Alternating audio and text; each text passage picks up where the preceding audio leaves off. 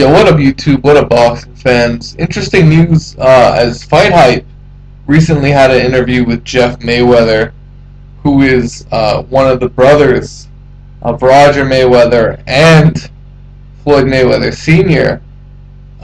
He had a very candid interview with the Fight Hype reporter, Percy Crawford, and he was basically questioned first and foremost on Pacquiao Marquez.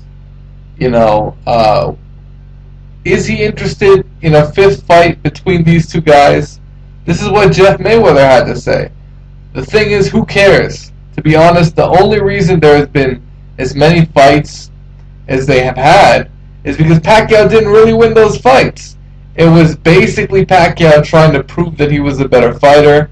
He was trying to prove a statement, because if you already beat this guy 2 times and you had a draw with him, you don't need to fight him no more.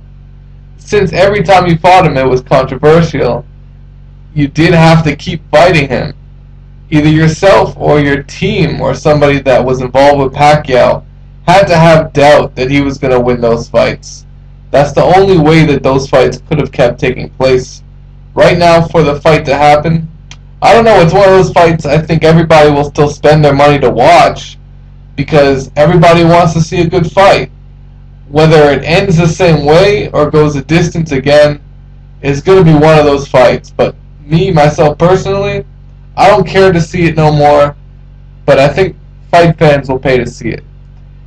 To me, that's a very accurate assessment, and I fully agree. I don't think there's any need for a rematch other than the initial purpose of the fight itself was that it was a big money fight that's going to draw a huge Mexican audience and a huge Filipino audience, along with casual boxing fans. Every Pacquiao Marquez has done great numbers, and that's the only thing that makes sense to Bob Arum, is a fight where he's got 2 of his own fighters and is going to do great numbers. Pacquiao didn't have to face Eric Morales for the 3rd time, but Bob Arum made it happen because he just turned it into a trilogy just so he could make big money off of it. That's Bob Arum. We know who he is. We know his fucking tactics as a promoter, and it's not going to stop. In terms of the Pacquiao fight, living up to the billing, this was one of the fights of the year in terms of entertainment value and in terms of action, in terms of competitiveness. But overall, Jeff Mayweather is just kind of shocked that, overall, we all could never have predicted that Marquez would knock out Pacquiao in this fashion. But a lot of people think Marquez won most of those fights. So, and that's just by being a master counterpuncher. So he always has to bring up the fact that, hey, Floyd is the best counterpuncher in boxing. So obviously he would have a much easier time with Manny Pacquiao.